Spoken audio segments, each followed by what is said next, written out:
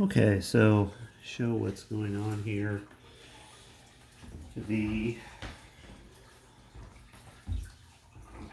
When I pull the handle, it does not turn the paddle fully, so it's slipping.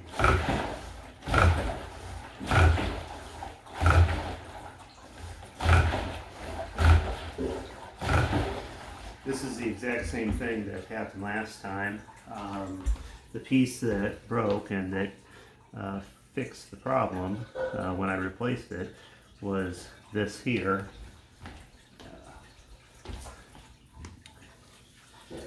Here is the older piece. This is what I swapped out, and yeah, same problem. And when I swapped out last time, this worked. So I think this is the source of the issue.